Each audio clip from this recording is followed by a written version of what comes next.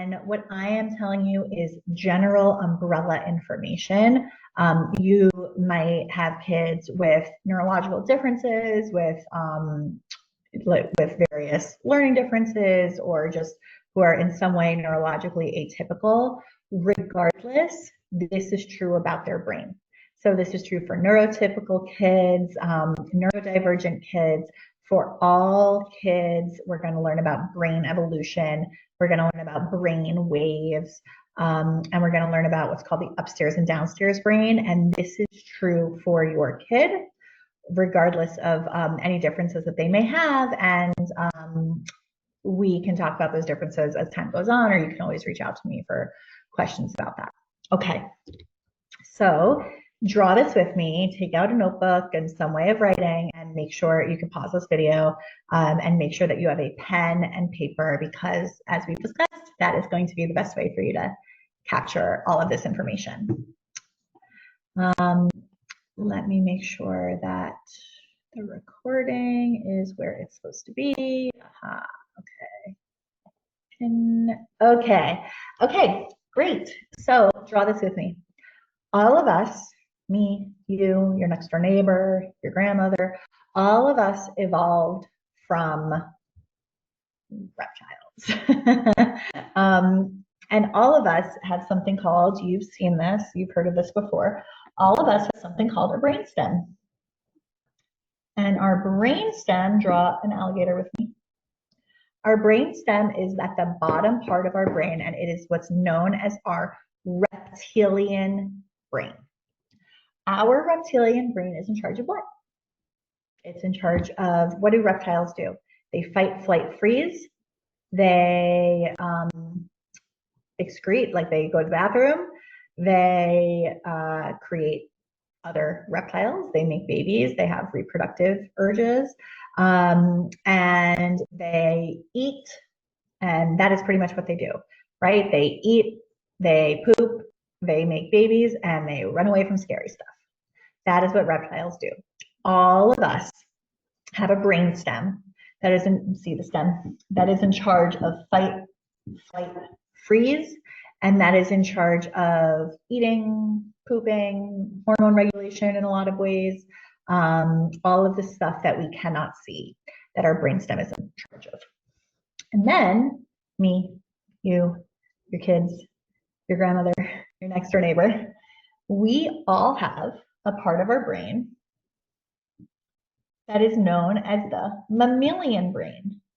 Now, we have been mammals. This is, I'm drawing like a little mouse. We actually, interestingly, evolved from, I know we think that we evolved from monkeys, which we did, but before we were monkeys, we were like little mice that almost looked like squirrels, like little squirrels. And those squirrels started gathering in smaller groups, and those squirrels started nursing their young and not just leaving their young. So anyway, we all have a part of our brain that is our mammalian brain. That's the next layer of our brain. You've heard of the mammalian brain. It is where your emotional centers lie. It is where your short-term memory lives. Picture a mammal. What do they do? Picture like our ancestors, the apes. What do? They travel in groups.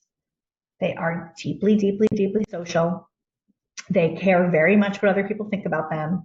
They feed their young. They co-care for their young. All of that is true of our mammalian brains as well.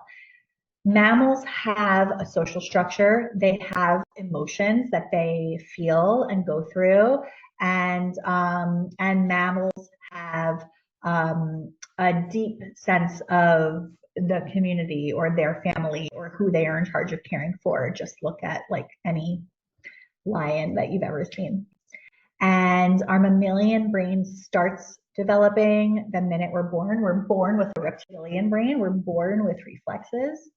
We can go to the bathroom. We can, like excrete right away. We can nurse and eat right away. but it takes some time. Probably by age 1, it starts forming. Our mammalian brain starts forming, and that is forming from age 0 to 14. Is we are working to form our emotional centers. We're working to form our social understanding. And so for most of our kids, when we hear them sound exactly like us, or when we hear them, mimic something that they heard on the playground or somewhere else, that is them learning how to be a social animal. They understand how to behave in order to remain part of the larger group. That is what our mammalian brain does. And then me and you and your next door neighbor and your grandmother, but not your kids, we have a human brain, a Homo sapien brain. And this, if you draw just like a little person, and this brain is what makes us human. It is at the front part of our brain. You've heard of your prefrontal cortex. That is the human part of your brain. And the human part of your brain is in charge of storytelling, meaning making, future planning, asking questions, wanting to understand what's behind something, all of the things that differentiate us from all of our mammal cousins. And that starts developing around age 8 or 9, maybe up to age 12, depending on the kid. It's sometimes ages 8 to 12. And it continues developing up until age 26. So your 4, 5, 6-year-old does not have the human part of their brain. They are just a small mammal. Your 8, 9, 10-year-old is just starting to develop the very basic skills of future planning. Oh, I need to put on my shoes and pack my backpack and make sure my lunch is in my backpack if I don't want to be hungry later. That is a very sophisticated future planning skill that your kid does not have yet. And even if you have a kid 8 to 12, it's just beginning to be formed, and it won't be fully done until age 26. This is called the triune. You can write it down. The triune brain theory. And it's just like a simpler way of understanding. I'm not going to get into like all the different parts of the brain and what they all do, but this is just a way of understanding actually how has our brain evolved and what does it mean to be a person, a human person, and how our kids are actually just little mammals.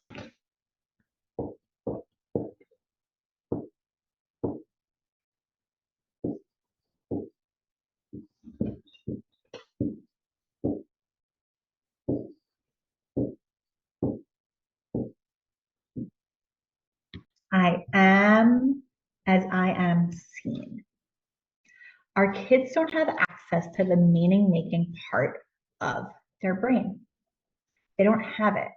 And so when they're having a big meltdown, because they're so flooded with emotion and there's no part of their brain telling them, hey, this is actually not a very big deal.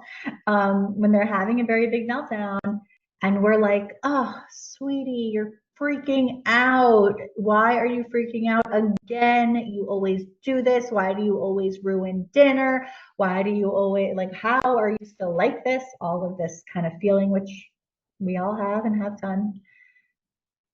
They take our meaning seriously. They're like, oh, I am as I am seen. Okay, I'm someone who has these big meltdowns. I'm someone who has these big problems. I'm someone who's always ruining dinner.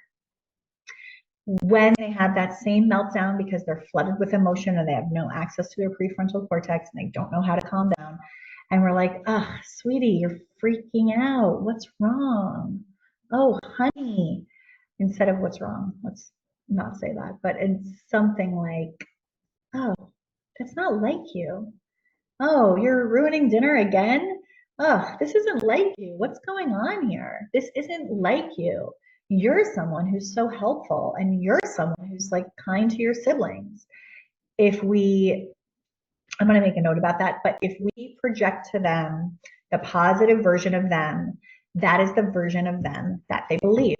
And if we project to them the negative version of them, then that is the version of them that they believe, because they have no way of making up their own meaning. They have no way of making up their own meaning. And so it's our job to tell them their stories of who they are. And we're doing this all the time, regardless of if we mean to or not. Every single parent is telling their kids stories of who they are all day, every day, purposefully or not.